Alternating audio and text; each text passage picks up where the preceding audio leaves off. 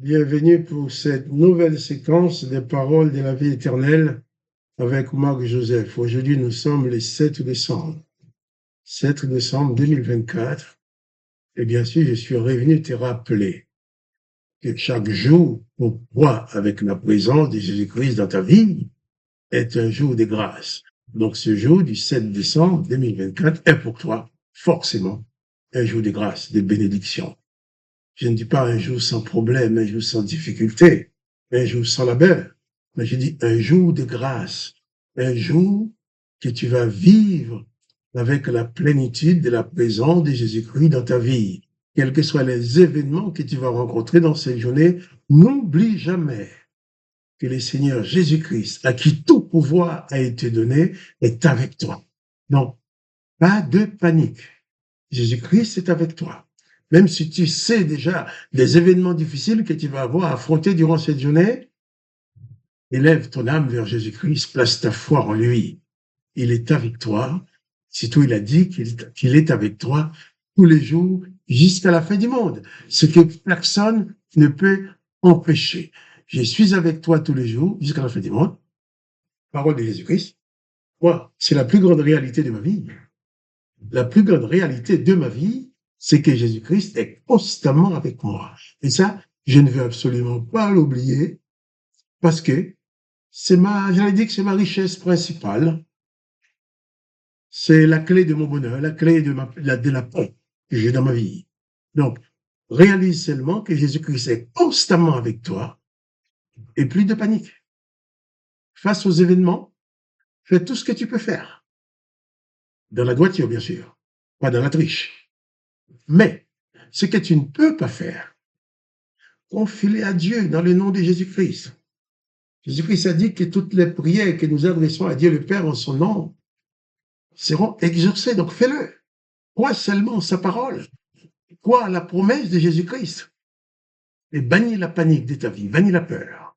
Et si tu veux encore mieux connaître les enseignements de Jésus-Christ, je t'invite à participer avec nous chaque mardi soir à une lecture de l'Évangile expliquée, partagée, en composant sur votre téléphone un numéro gratuit 01 59 42 30 42, 01 59 42 30 42.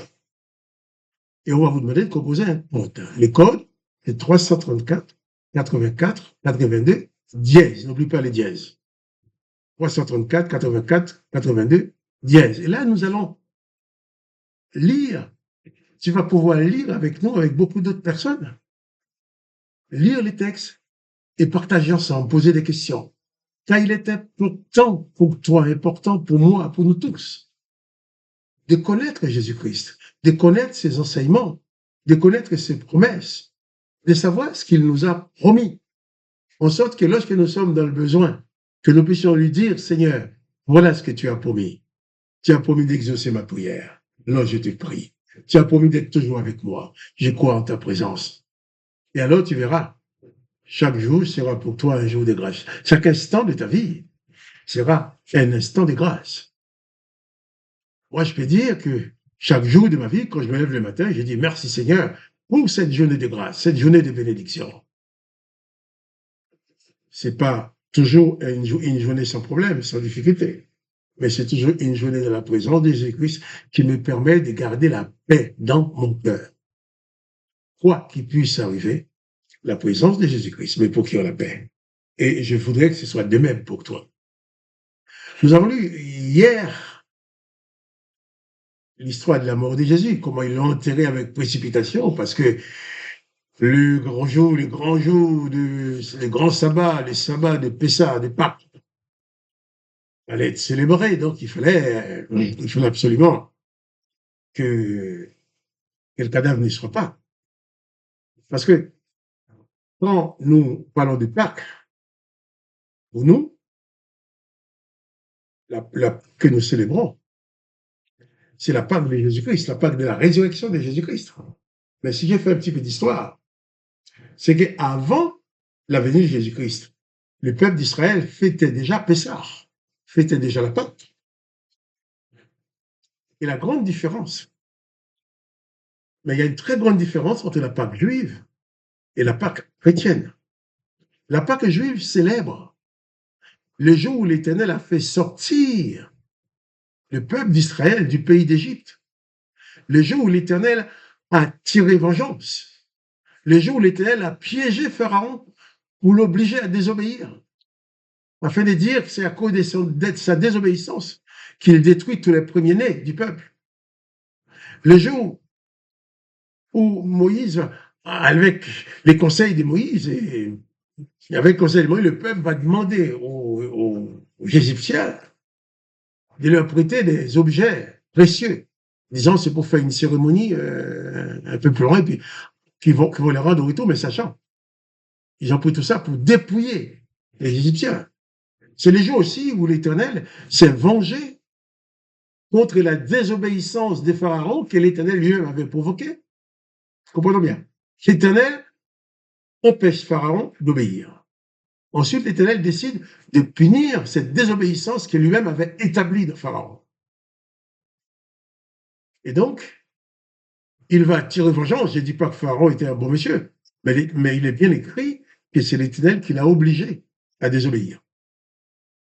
C'est lui qui a endurci son cœur. Donc, cette Pâque-là, c'est le Pâque de la vengeance. Bien sûr, le Pâque du salut pour la sortie de l'esclavage du peuple juif, mais c'est aussi la vengeance de l'Éternel en détruisant tous les premiers-nés du pays d'Égypte. Imaginez-vous dans un pays, dans chaque famille, il y a le premier-né qui décède en même temps. Et aussi, si le père ou la mère était le premier-né de sa famille, il meurt aussi. Donc la Pâque juive célèbre tous ces événements-là. Bien sûr, la sortie du peuple de l'esclavage, mais aussi toutes les vengeances, tous les morts que cela a causé. C'est-à-dire que la Pâque chrétienne, la Pâque que non chrétiens, croyant en Jésus-Christ, nous célébrons, ce n'est pas la mort de l'ennemi, c'est la mort du Sauveur. L'Éternel a mis à mort tous les premiers-nés des peuples, mais Jésus-Christ est venu comme fils unique de son Père. Il n'a tué personne, mais pour nous sauver, il s'est laissé tuer. La même façon, tous les premiers d'Égypte étaient tués, tous les premiers-nés d'Égypte étaient tués par la puissance de l'Éternel. Ce sont les serviteurs de l'Éternel qui vont tuer Jésus-Christ, fils unique de Dieu le Père, qu'il envoie pour nous sauver. Donc la Pâque, quand nous allons fêter Pâques, nous allons fêter la mort du Sauveur et la résurrection du Sauveur. Il y a, dans le Pâques, il y a la mort des Égyptiens et la sortie d'Égypte, du peuple juif. Mais dans la Pâque chrétienne, il y a la mort du Fils unique de Dieu et la sortie de l'esclavage de tous les hommes, de tous les peuples, même pour le peuple d'Égypte. Jésus-Christ est mort pour tout le monde. Il dit, venez à moi, vous tous.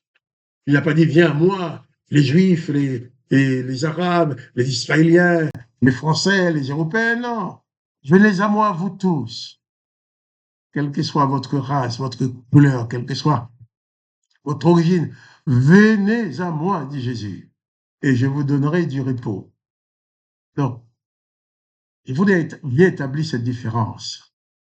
Les Juifs fêtent la mort de l'ennemi et leur libération. Et nous fêtons la mort du Sauveur, la mort du Libérateur et notre libération. Et c'est ce qui s'est passé. Jésus a été mis à mort. Mais lui, en mourant, il n'a même pas essayé de se venger contre ceux qui l'ont tué, contre Pilate qu'il a déclaré non coupable et condamné à mort, contre les sacrificateurs, les Sanhédrins qui ont demandé sa mort. Au contraire, il a dit, papa, pardonne-leur, car ils ne savent ce qu'ils font. En Égypte, Pharaon était piégé pour être désobéissant. Il était piégé pour pouvoir désobéir. Mais sur la croix de Golgotha, Jésus-Christ n'a piégé personne. Il est mort en accordant le pardon. Et demain, nous allons lire les textes qui parle de la résurrection du Sauveur. Et c'est pour dire que si tu sens qu'il y a en toi quelque chose qui est mort, souvent les gens disent, il y a quelque chose qui est mort en moi. Il y a quelque chose qui est mort en toi. Mais tu vas livrer cette chose morte à Jésus-Christ et il va les ressusciter. Jésus-Christ est mort à ta place. Il a porté tes péchés. Il a payé pour toi. Au point que l'apôtre Paul, qui était parmi les condamnateurs, il a certainement assisté à la mort de Jésus, au jugement de Jésus. Paul va dire, quand il a compris qui était Jésus, il va dire, il n'y a donc maintenant aucune condamnation pour ceux qui sont en Jésus-Christ. C'est pour ça que je t'invite à venir en Jésus-Christ, à placer ta confiance en Jésus-Christ, à devenir disciple de Jésus-Christ, à devenir brebis de Jésus-Christ, à recevoir Jésus-Christ dans ta vie comme berger, comme maître, comme sauveur. Il n'y aura plus jamais aucune condamnation pour toi. Personne ne pourra te condamner. Là, Jésus-Christ a été condamné et exécuté pour toi. Que son nom soit béni. Mais n'oublie pas, c'est Jésus-Christ crucifié, ressuscité. Il est avec toi. Il peut manifester cette œuvre de résurrection dans ton âme, dans ton esprit, pour te ramener à une vie spirituelle, pour permettre à ton âme, à ton esprit de revivre dans la paix. Jésus-Christ est ma paix. Jésus-Christ doit être ta paix. Lui seul s'est donné la paix. Que le nom de Jésus-Christ soit glorifié, que le nom de Dieu le Père soit glorifié, et que toi, tu sois richement béni, et que tu puisses réaliser que chaque jour est pour toi un jour de grâce avec Jésus-Christ, et bannir la panique de ta vie. La peur n'est pas pour toi, la peur ne pourra pas faire partie de ta vie, parce que Jésus-Christ est avec toi. Sois béni, et à demain pour les paroles de la vie éternelle.